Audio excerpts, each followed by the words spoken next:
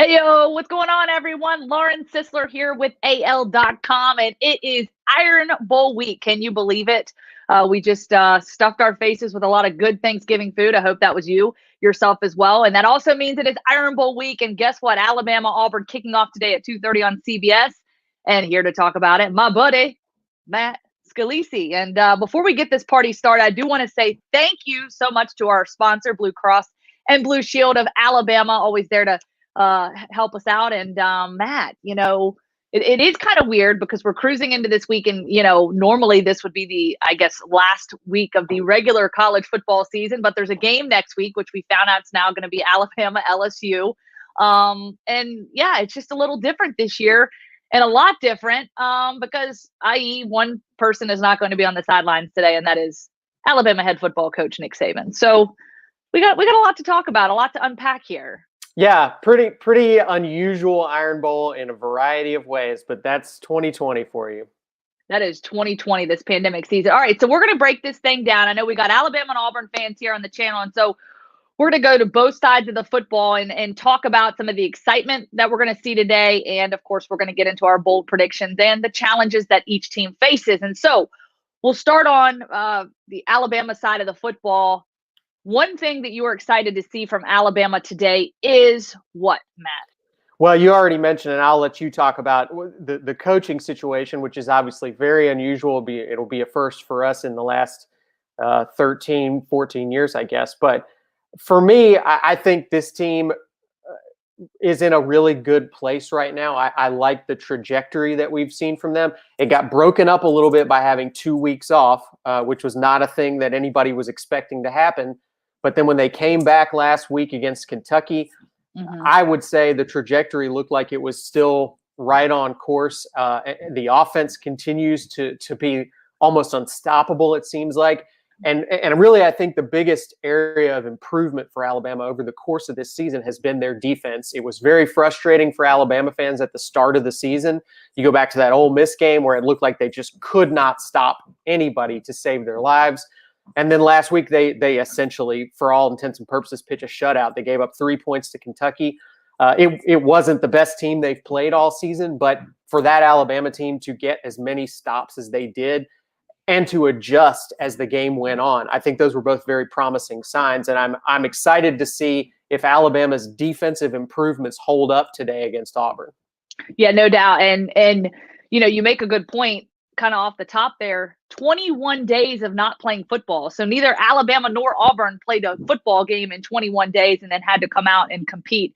And so that made for, an interesting, obviously, dynamic. And I think it was good that obviously Alabama was able to kind of kick the rust off. It would be a little more concerning, I think, if that 21 days had bled into this week for the Iron Bowl. Would certainly make for maybe a much more unique challenge, especially because I do think that Auburn is going to be a much tougher opponent than that of Kentucky. Now, we talk about Nick Saban. He was on College Game Day earlier today, sort of his last interview before the big game. And it's kind of just interesting sort of hearing his perspective on things. Obviously, he's not experiencing a lot of symptoms. He seems to be in great spirits, big smile on his face this morning. He was dressed up in suit and tie. I know Kirk Herbstreit was giving him a hard time because he's like, wouldn't you be wearing sweatpants? I know I would if I was sitting at home. I'd be, heck yeah, I'm wearing sweatpants. But I think what's really interesting about it, Matt, and it's worth kind of noting, is that there will be no communication with Coach Saban. I think that's the number one question I've gotten throughout this entire week when we heard the news that Nick Saban would not, in fact, be coaching this week, unlike the last time that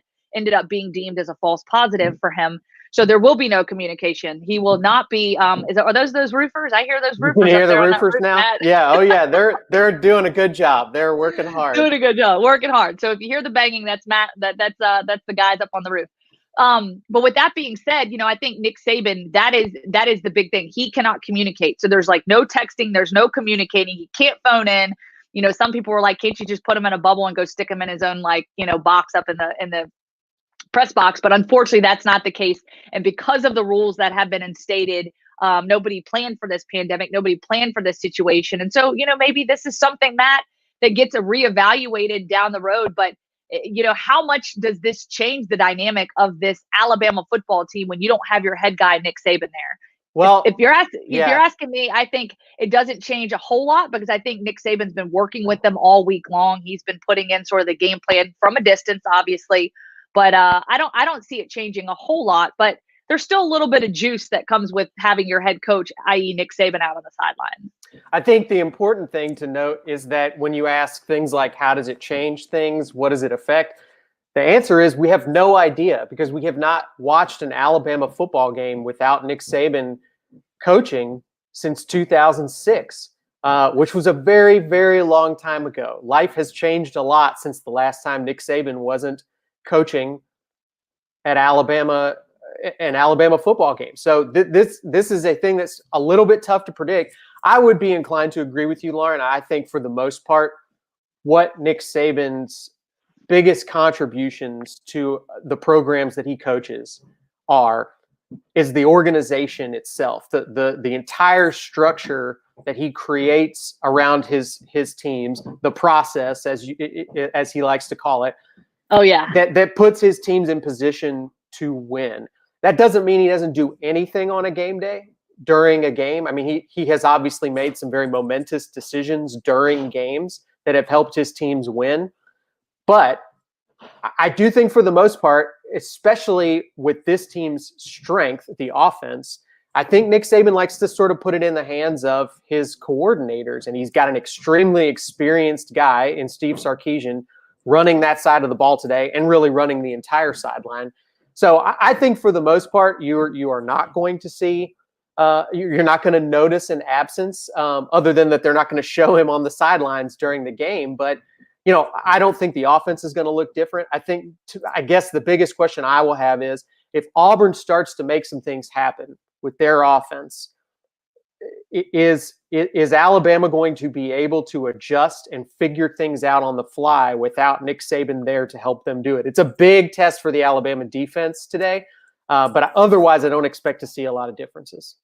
Yeah, I think the biggest thing you can point to, and Nick Saban even mentioned this earlier, obviously, in-game decisions, time management will be a big one, and then fourth downs. That was one thing that Nick Saban said. Those are some of the decisions. But in terms of that, the game plan's been put in place. He's been zooming in with the players all week long, and he's got things buttoned up. These players know how to go out and play. And again, I think it was instrumental that they had their game last week against Kentucky to kind of kick the rust off of that 21-day period and obviously get back in the mix. And so we'll flip the script here. So Auburn comes in obviously as a, I guess, 3-score underdog, but we know that this game always goes down, to the wire. It's an exciting game. You know that Auburn's going to come ready to roll into this one.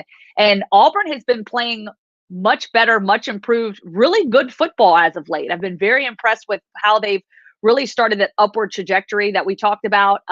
Obviously against Ole Miss, they went out and had a great performance, rolled over LSU, which was huge. And then of course against Tennessee, there were some flashes, some good things that they did there. And I think that they're going to come ready to play, and we'll see what old Gus Malzahn has up his sleeve, because we know he likes to throw out the playbook and pull some trick plays. So I think that'll be excited.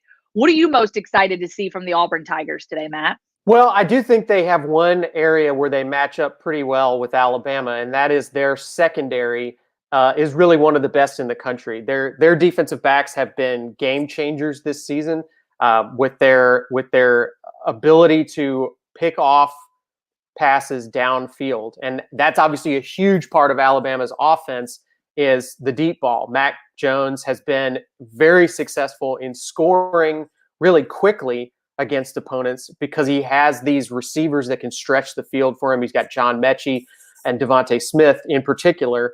These are two guys they love to go downfield to. It might be a little more challenging than what they're used to this season against these Auburn safeties and cornerbacks, because these guys have made people pay for challenging them down the field. We saw it last week against Tennessee with the 100-yard pick six, and they've had other plays like that this season too. They're a very dangerous bunch downfield.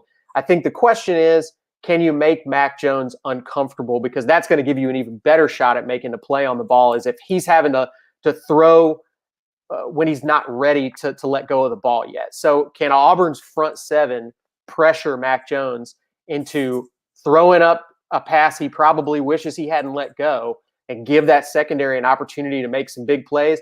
That's really how they won the Iron Bowl last year. They had 2 pick sixes against Mac Jones, and without those 2 plays, Auburn probably doesn't win that game. So it's I would say the most important matchup on the field today, and Auburn has some really talented guys back there. Yeah, and I agree with you because I don't think this is an Auburn team that can go toe-to-toe offensively, scoring back and forth like we saw Alabama and Ole Miss do, right? I think that this is going to have to be an Auburn team that's able to put points on the board consistently, but also get some big stops and get some scoring plays going on the defensive side of the football. One thing I'm most excited to see from Auburn today, and that also takes me to the biggest challenge that Auburn poses to Alabama, Bo Nix and Seth Williams. What are these two going to show us today? I think that if, Seth Williams can make some of those big plays that he's been known to make throughout the season, just his playmaking abilities, just some of those exciting one-handed grabs, things that he does that just get everyone excited. They get the juices flowing. I want to see their chemistry. And if their chemistry is on, we see that, Bo Nix sometimes plays break down. He scrambles out of the pocket and he just slings it to Seth Williams, and he's there and makes these incredible plays. And so I think that to me is going to be a big challenge for Alabama's secondary, and it's going to be a real threat for them if the two of them specifically are having a good day, obviously through the air, and finding some consistency there.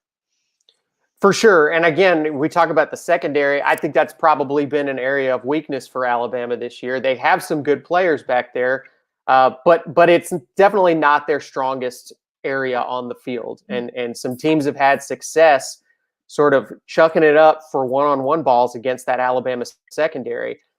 They have improved. They have been making more plays of late. They had a pick 6 last week against Kentucky, but they're not the most talented group, I would say, of this Alabama defense. So that's where there's going to be some opportunities. I think Alabama's running defense has gotten a lot better over the course of the season.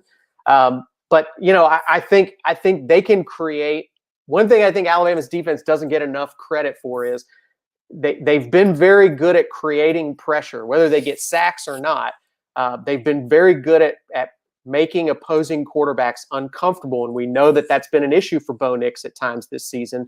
So can Bo Nix deliver, stay in the pocket, and make some big plays, and keep that Alabama defense on their heels the whole game? Can you keep them from getting comfortable enough to start attacking you and sending extra pass rushers? And that's going to, I think that's really the key. That's what Gus Malzahn is great at, is get the other team's defense confused, get them on their heels, get them out of their comfort zone. So they're trying to make substitutions last second while Auburn is already snapping the ball and running the next play. Auburn's offense is at its best when they get on a roll. And I think that's going to be really important. Don't take away your own momentum with bad plays.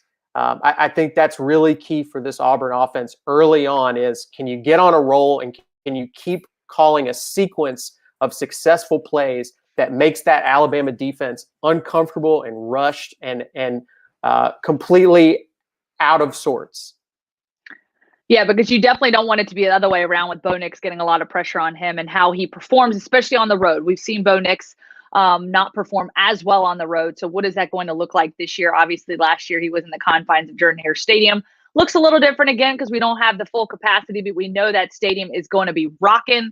We know that the people are going to be loud, and they're going to be bringing it. Now, of course, that kind of brings us to the other side of it, the biggest challenge for Alabama and what they pose. I think it starts up front. So, Alabama, I guess, leads the SEC in scoring offense, averaging almost 50 points per game. And then, of course, scoring defense. But I think it goes down in the trenches. How the Auburn offensive line has struggled. There's been, some issues that they've faced throughout this season. And so what does that offensive line up against this Alabama defensive line look like? And I think that's going to be a key matchup as well. It goes down in the trenches and certainly going to be a big part of this, protecting their quarterback for Auburn. So I think that, that's one of the biggest challenges Alabama, I think, poses to this Auburn team. And can they be able to also not become one-dimensional? Can they run the football? And that's going to be key as well, not to become one-dimensional and be able to run the football successfully and be consistent on the ground as well as through the air. I'll kind of do, and I'll once again apologize for the sound that you're hearing in the background. But the roofers over here at the Scalisi house are really putting in the work on Saturday, and I appreciate it. Right there above you, right? Look, there is no quiet room in my house right now. They're working extremely hard in all sections of my roof, which I again very much appreciate their effort. So I'll flip it around, Lauren, and say the other side of this is I think Alabama's rushing attack could be a problem for Auburn. You go, and we're not used to saying that because Auburn's defense has been so good up front in recent years. But they've had a couple of games this year where teams have really got into a rhythm running the ball against Auburn, and particularly last week where we saw Tennessee have a running back get 170 yards on the ground against Auburn. That's not something you want to see the week you're heading into the Iron Bowl, where you're going to have to play Najee Harris and an Alabama offensive line that, frankly, might be the best in the country. So Alabama is going to try to run the ball. They love throwing to those receivers. They love their vertical passing game. They also know that one of the key ways they like to beat people is wear you out, run the ball, keep the ball away from you, and over the course of the game, just physically wear you down. Alabama wants Auburn to be dead tired in the fourth quarter and giving up before they really have a chance to make the thing close again. And I think that Najee Harris in the running game for Alabama is a key to that. So the question is, can Auburn shut down the run? Can they make the running game not worth it for Alabama and force them to have to pass their way to a victory in this game? I think that's Auburn. Look, you kind of have to pick your poison with Alabama. There's no easy way to beat them. But to me, I would rather make Alabama beat me throwing the ball with the secondary that Auburn has. I would rather say, hey, Alabama, you throw at my DBs. That's how you're going to have to beat me. I would much rather force them into that route than let Najee Harris and that offensive line just mow me down all day. Yeah, no doubt. Make a fantastic point there. And that brings us to our final segment here on bold predictions. And for me, you talk about the run game being important. The run game, and obviously on the Auburn side of the football, I mentioned that as well. And so the big question mark coming into this one, Matt, Tank Bigsby, will he be available? He is he has been the star on the ground for this Auburn football team. He's been the star in special teams as well. Tremendous football player for them, and someone that is, up and coming. The ceiling is high. He has come into this week questionable after an injury against Tennessee. What does that look like? Gus Malzahn seemed, as you mentioned, optimistic, but we still don't know for sure if he's available. I think he's going to play. Why, if you're Gus Malzahn, are you gonna say this week that your star running back Tank Bigsby is not going, is going to play? Why give that up? So I think Tank Bigsby plays, and I do think that he gets 100+ yards on the ground today. It'll obviously depend on the injury, the significance of it, and if he's able to get the reps and the carries and carry the workload. But I'm optimistic. I think he will, and I think that will obviously be another challenge for Alabama in the event that he does get to play and plays well. Well, my bold prediction today is going to be that Gus Malzahn wants to come into Bryant-Denny Stadium and create chaos. He wants to do what the guys who are working on my house right now are doing. He wants to tear the roof off in Bryant-Denny Stadium, and don't let Alabama get comfortable. Make them feel nervous and questioning themselves and questioning what should have been an easy win for them all day long. And the way you do that is you show them something they haven't seen on film when they've been studying you for the last couple of weeks. And I think Gus Malzahn is one of the best there is at pulling out crazy, random, weird plays that he holds on to until the Iron Bowl so that you've never had a chance to prepare for it. So I think that Gus successfully pulls out a trick play in the first quarter of this game. Try to put everybody on edge right out of the gate. That'll be my bold prediction. I love it. I think that's a great prediction. I think this is going to be a fun game. I know a couple people I saw commenting saying Bryant-Denny Stadium's just not going to be the same without, a full stadium, which obviously that is absolutely the case. I know it's a lot different. I have not been to a game at Bryant-Denny Stadium during this pandemic, unfortunately, but just based on talking to people and being in other very large stadiums at, 25% capacity, it's definitely different. But I will say that I have faith that the Alabama faithful will, bring the noise and obviously the excitement. And I just think both these teams are going to be jazzed up. The juice is going to be flowing. I think the weather's supposed to be, is the weather supposed to be pretty decent there in Tuscaloosa? I haven't even looked at the weather forecast. I don't think we're supposed to get any rain today. It's not too cold.